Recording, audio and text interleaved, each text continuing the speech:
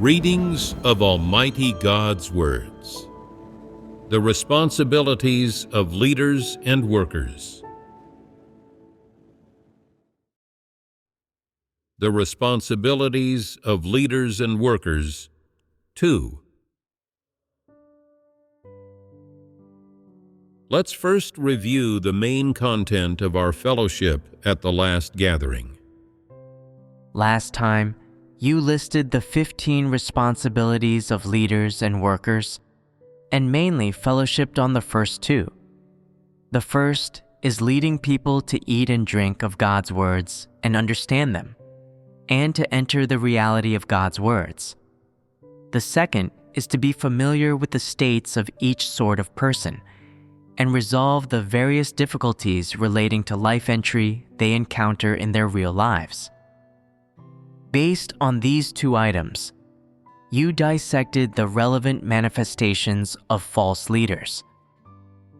Have you ever pondered which of these 2 responsibilities you could perform if you were a leader?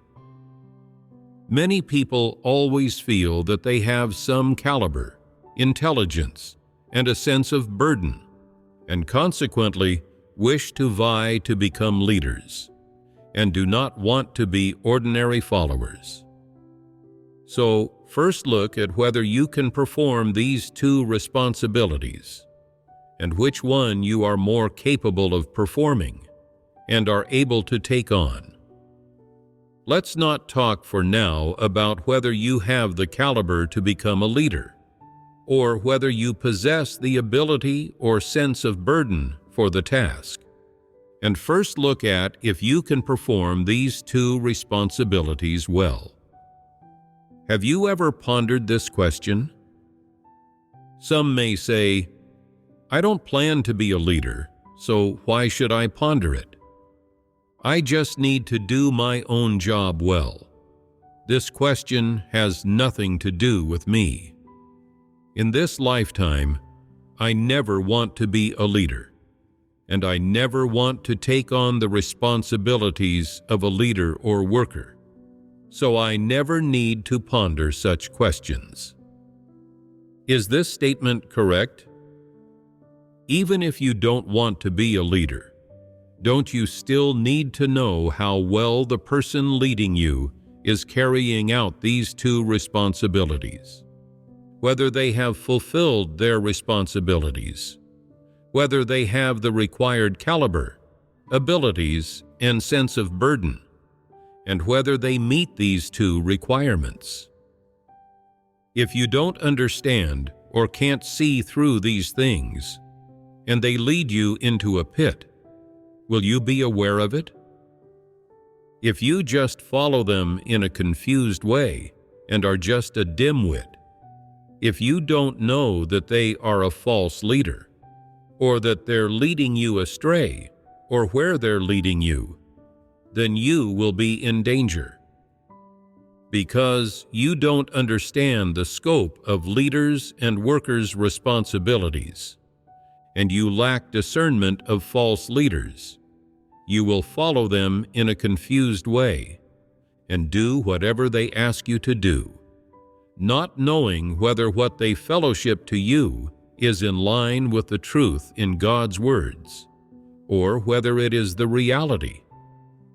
You will think that because they are enthusiastic, because they rush about and work hard from dawn to dusk, and are capable of paying the price, and because, when someone is in difficulty, they extend a helping hand to assist them, and do not ignore them, that they are an up-to-standard leader. You don't know that false leaders lack the ability to comprehend God's words, that no matter how long they lead people, those people won't understand God's intentions or know what God's requirements are, that they won't even be able to discern what doctrines and the truth realities are, and that false leaders won't know which of God's words people have a distorted comprehension of, and that people won't know how they should eat and drink God's words. False leaders will fellowship with you and go through the motions, but they will be unclear about what state you are in, what difficulties you are facing, and whether they have actually been resolved. And you yourself will not know these things either. Outwardly, they will have read God's words and fellowshipped about the truth with you, but you will still be living in an erroneous state without any reversal. No matter what difficulties you encounter, they will appear to carry out their responsibilities, but none of your difficulties will be resolved through their fellowship or assistance, and the issues will persist. Is this kind of leader up to standard? No. So, what truths do you need to understand in order to discern these matters? You need to understand whether leaders and workers perform every task and address every problem in accordance with the requirements of God's words, whether every word they speak is practical and corresponds with the truth in God's words. Additionally, you need to understand whether, when you face various difficulties, their approach to resolving issues leads you to understand God's words and gain a path of practice, or they only speak some words and doctrines, shout slogans, or admonish you. Some leaders and workers like to help people through exhortation, some through motivation, and others through exposing, accusation, and pruning. Regardless of the method they use, if it can truly lead you to enter the truth reality, resolve your real difficulties, making you understand what God's intentions are, and thereby enabling you to know yourself and find a path of practice, then when you are faced with similar situations in the future, you will have a path to follow. Therefore, the most basic standard for measuring whether a leader or worker is up to standard is whether they can use the truth to resolve people's problems and difficulties, enabling them to understand the truth and gain a path of practice. Last time, we fellowshipped more or less on the first and second responsibilities of leaders and workers, and we dissected certain manifestations of false leaders in relation to these two responsibilities. Their primary manifestations are a shallow and superficial comprehension of God's words and failing to understand the truth. It is evident that they consequently cannot lead others to understand God's words and grasp His intentions. When people face difficulties, false leaders cannot draw on their own experiences and knowledge to lead those people to understand the truth and enter into reality, so that they have a path to follow, nor can they get them to reflect on and know themselves in the midst of various difficulties, and resolve these difficulties at the same time. So today, let's first fellowship on what the difficulties of life entry are, and what various common difficulties related to life entry there are that people often encounter in their daily lives. Let's make a specific summary of these things. Does this need to be fellowshipped on? You are somewhat interested in these topics related to life entry now, aren't you? When I first interacted with you and talked to you, regardless of what was said, you were numb and dull, sluggish, and slow to react. It seemed like you didn't understand anything and didn't possess any stature, let alone life entry. Now, when we talk about matters involving changing one's life disposition, most of you are relatively interested in this topic and have some reactions to it. This is a positive phenomenon. If you weren't doing your duties, could you attain these things? No, we couldn't. This is God's grace. It's all due to His favor. Regarding the difficulties of life entry, let's first look more broadly at the difficulties related to performing one's duties.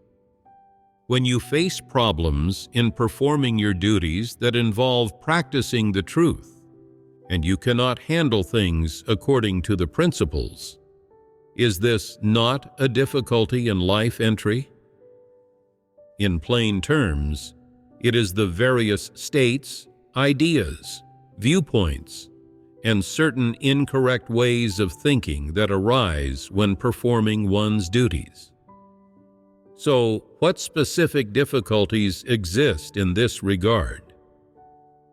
For example, there's always trying to be perfunctory, slippery, and slack off when performing one's duties. Is this not a state that is commonly manifested and revealed during the performance of duties? There's also not attending to one's proper work and constantly comparing oneself to others while performing one's duty, treating the place where one performs their duty as a playground or battleground, and thinking about finding a benchmark whenever one is performing their duty, saying inwardly, "I'll see who is better than me and who can provoke my fighting spirit. Then I'll compete with them, vie with them, and compare myself to them, in order to see who achieves better results and higher efficiency in the performance of their duty, and who is better at winning over people's hearts."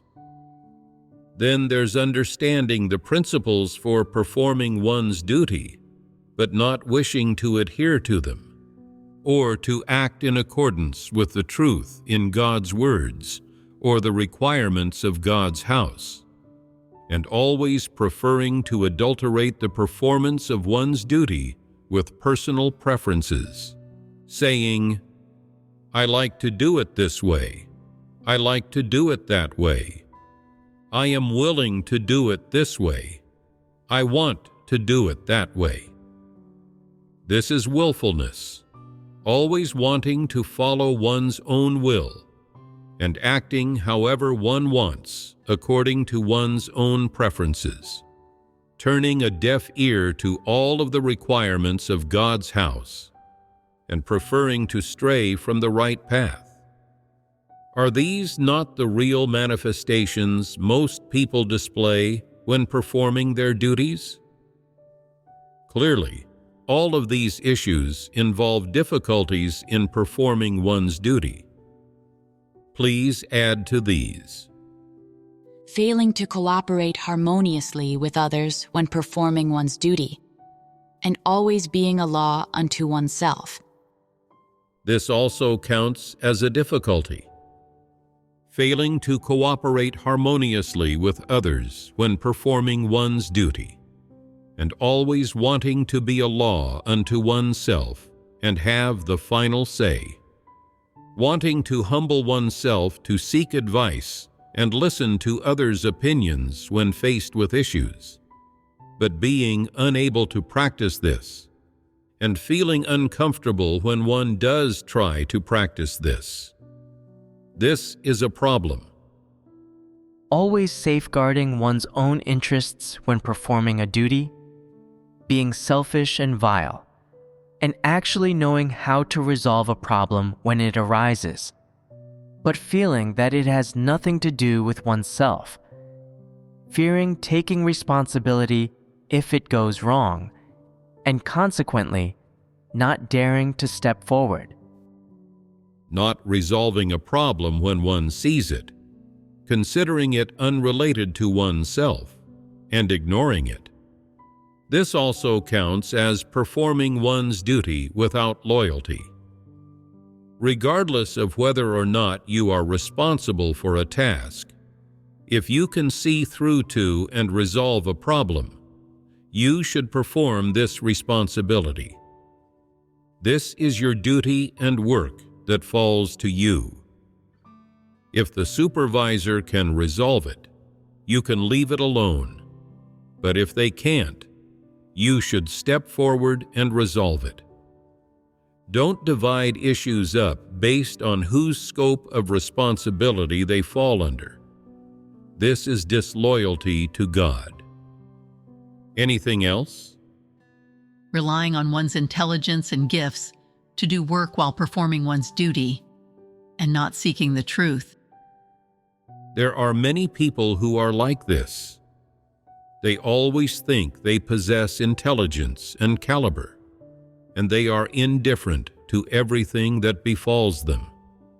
They do not seek the truth at all, and act solely according to their own will, and as a result, they cannot perform any duty properly. These are all difficulties people face when performing their duties.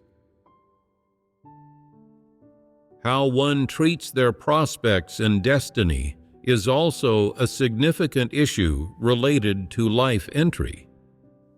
Some people are willing to pay the price if they believe they have hope of being saved, and they become negative if they think there is no hope. If God's house doesn't promote and cultivate them, they are unwilling to pay the price, and they do their duties by just going through the motions without taking responsibility. Regardless of what they do, they always consider their prospects and destiny, asking themselves, will I actually have a good destination? Have God's promises mentioned what the prospects and destination of someone like me will be? If they don't find an accurate answer, they lack the enthusiasm to do anything. If they are promoted and cultivated by God's house, they become full of energy, and in everything they do, they are particularly proactive. However, if they fail to do their duty well and are dismissed, they immediately become negative, and they give up their duty, abandoning all hope. When faced with pruning, they think, does God not like me anymore? If so, He should have said so earlier, instead of hindering my pursuit of the world. If they are dismissed, they think, aren't they looking down on me? Who reported me? Am I being eliminated? If that's the case, they should have said so earlier. Moreover, their hearts are filled with transactions, demands, and unreasonable requests of God. No matter what the church arranges for them to do, they consider them having good prospects and a good destiny, along with God's blessings, as prerequisites for doing it. At the very least, being treated with a nice expression and attitude, and being approved of, are their prerequisites for accepting and submitting. Are these not manifestations of how they treat their prospects and destiny? Add to these. If deviations or issues arise while doing one's duties and they are pruned, they complain about God and guard against Him. They feel afraid of being revealed and eliminated, and always leave themselves a way out. Feeling afraid of being revealed and eliminated, and always leaving a way out for themselves. These are also manifestations of how they treat their prospects and destiny. When one sees that God's words of exposure and determination match up with them, or when they face pruning and feel ashamed, they conclude that they are muddle-headed, a devil and a Satan, and that they are unable to accept the truth. They determine that they have no hope of being saved and become negative. When it comes to their prospects and destiny, people cannot entirely let go of their own intents and desires. They consistently treat them as the most important things and pursue them accordingly, considering them the driving force and prerequisite for everything they pursue. When they face judgment, chastisement, trials, refining, or being revealed, or they encounter dangerous circumstances, they immediately think, "Does God not want me anymore? Is He spurning me? The tone He speaks to me with is so severe. Does He not want to save me? Does He want to eliminate me? If He wants to eliminate me, He should say that as soon as possible, while I am still young, so as not to hinder my pursuit of the world." This gives rise to negativity, resistance, opposition, and slackness in them. These are some states and manifestations involving how people treat their prospects and destiny. This is a significant difficulty that relates to life entry. Let's take a look at another aspect: interpersonal relationships. This is also a significant difficulty related to life entry.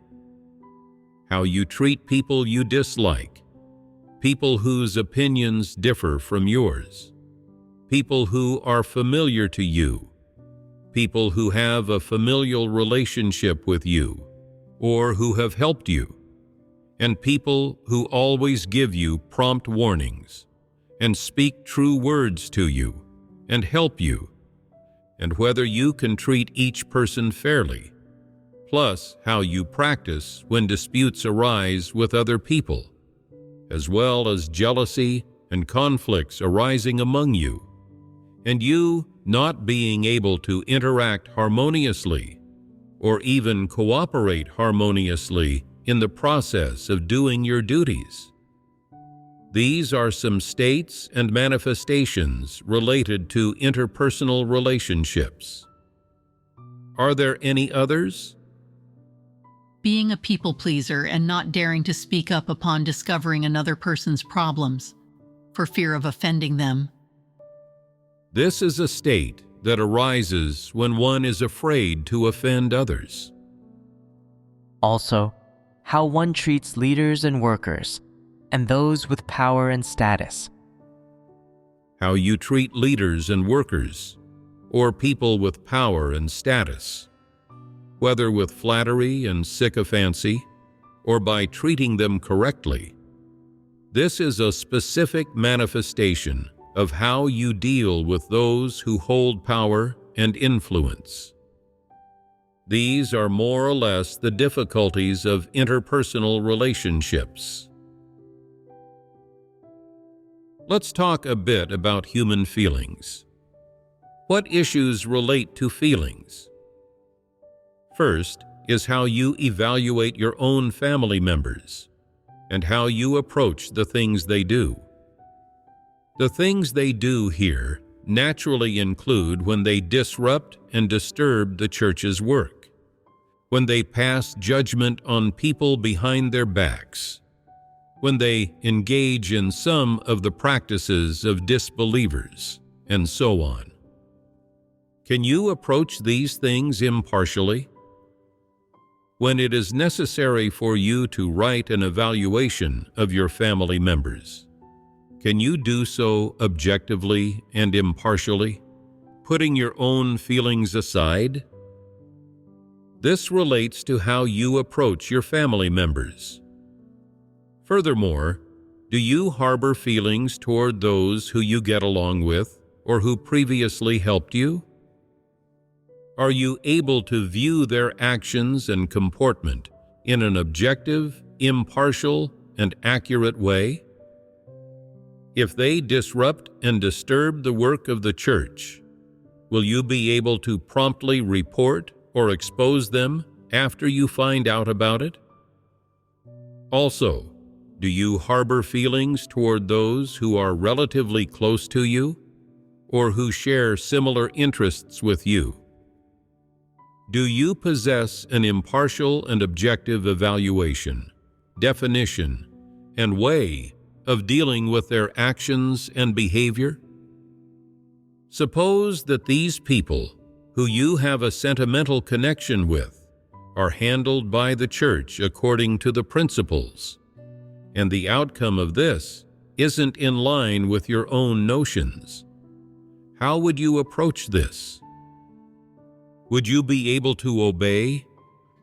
Would you secretly continue to be entangled with them?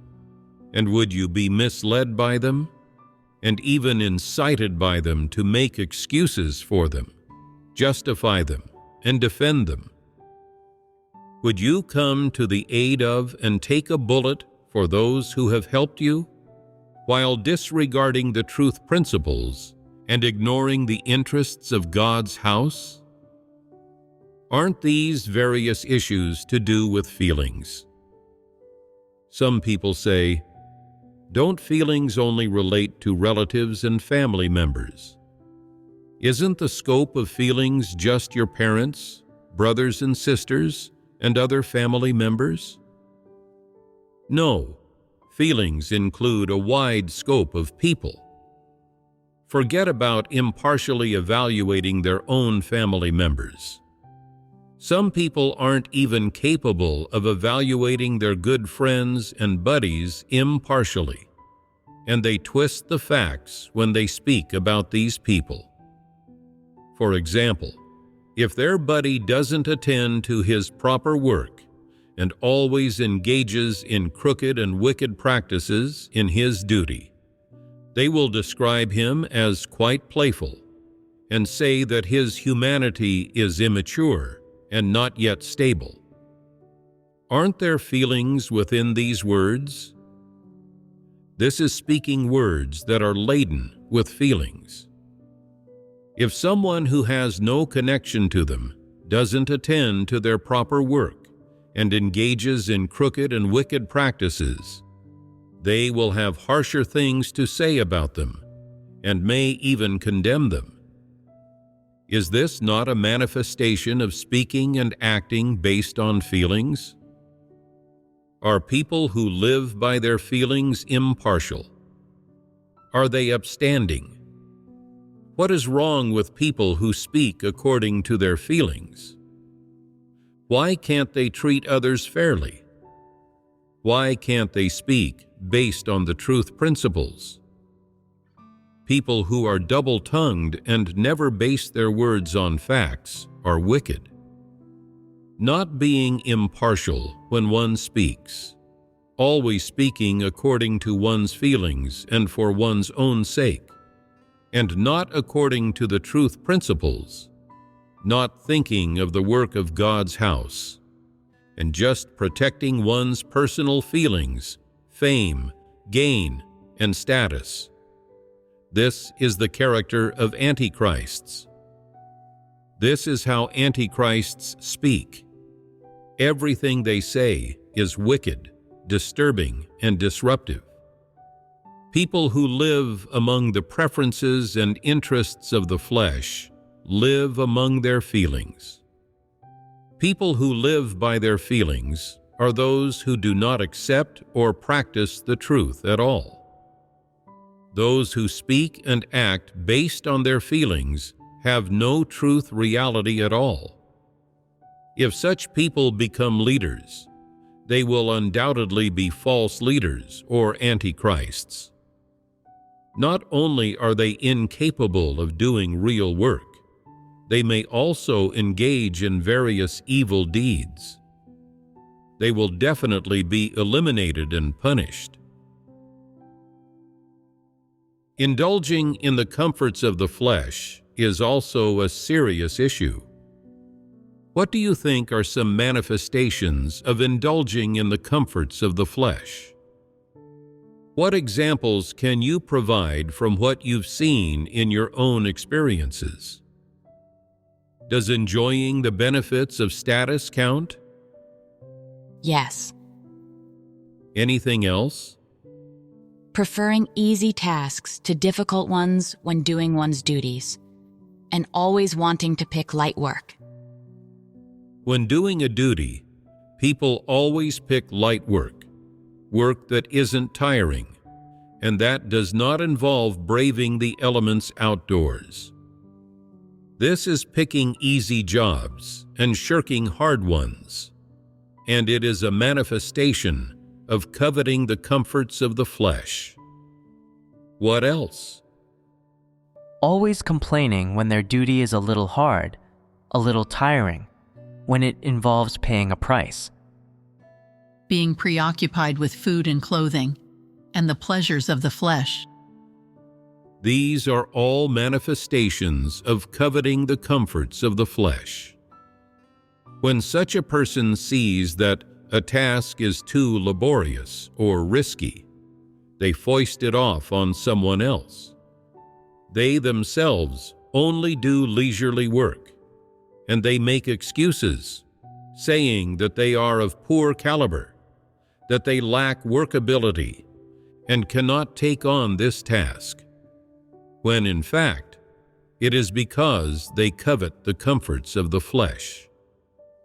They do not wish to suffer, regardless of what work they do or what duty they perform. If they are told that once they finish the job, there will be Hong Shao pork to eat, they do it very quickly and efficiently, and you don't have to hurry them along, push them, or keep watch over them. But if there is no Hong Shao pork for them to eat, and they have to do their duty overtime, they procrastinate and find all sorts of reasons and excuses to put it off. And after doing it for a while, they say, "I feel lightheaded, my leg is numb, I'm exhausted. Every part of my body hurts. Can I rest for a while?" What is the problem here? They covet the comforts of the flesh. There's also when people always complain about difficulties while doing their duty, when they don't want to put any effort in, when, as soon as they have a little downtime, they take a rest, chatter idly, or partake in leisure and entertainment.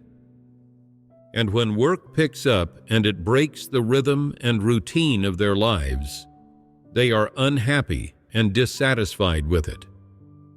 They grumble and complain, and they become perfunctory in doing their duty. This is coveting the comforts of the flesh, is it not? For example, in order to maintain their figure, some women do workouts and get their beauty sleep every day at fixed times. However, as soon as work becomes busy and these routines are compromised, they become unhappy, saying, "This is no good. Doing this job delays things too much. I can't let it affect my personal affairs. I won't pay attention to anyone who tries rushing me. I'll stick to my own pace. When it's time for yoga, I'll do yoga. When it's time for my beauty sleep, I'll get my beauty sleep. I'll keep doing these things as I did before. I'm not as foolish and hardworking as you all. In a few years, you'll all turn into old, plain-looking women. Your bodies will go, and you won't be slim anymore. No one will want to look at you, and you won't have any confidence in life. For the sake of satisfying their fleshly enjoyment, for the sake of beauty, being liked by others, and to live with more confidence, they refuse to give up the pleasures and preferences of their flesh, no matter how busy they are with doing duties. This is indulging in the comforts of the flesh. Some say, God is anxious, and we should be considerate of God's intentions. But these women say, I haven't seen that God is anxious. I'm good as long as I'm not anxious. If I show consideration for God's intentions, who will show consideration for mine? Do such women have any humanity? Are they not devils? There are also certain people who, no matter how busy and pressing their work is, won't let it affect how they dress and what they wear. They spend hours every day on makeup, and they remember as clearly as their own address what clothes to wear each day to match certain pairs of shoes, and when to do beauty treatments and massages without getting confused about these things at all.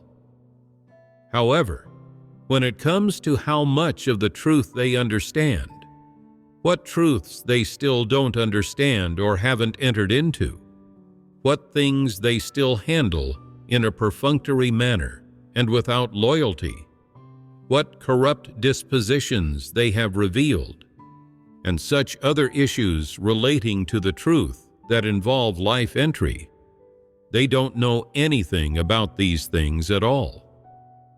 When asked about them, they are completely ignorant. Yet, when it comes to topics related to the pleasures of the flesh, eating, drinking, and entertainment, they can prattle on endlessly. It's impossible to stop them.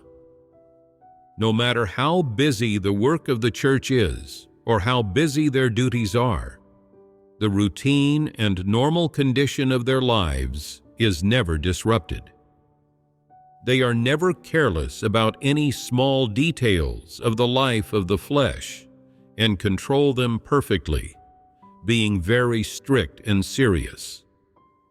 But when dealing with the work of God's house, no matter how great the matter, and even if it might involve the safety of the brothers and sisters, they deal with it carelessly. They do not even care about those things that involve God's commission or the duty they should do. They take no responsibility. This is coveting the comforts of the flesh, is it not? Are people who covet the comforts of the flesh suitable for doing a duty? As soon as someone brings up the subject of doing their duty, or talks about paying a price and suffering hardship, they keep shaking their heads. They have too many problems. They are full of complaints, and they are filled with negativity. Such people are useless. They are not qualified to do their duty and should be eliminated. As far as coveting the comforts of the flesh goes, we will leave it here.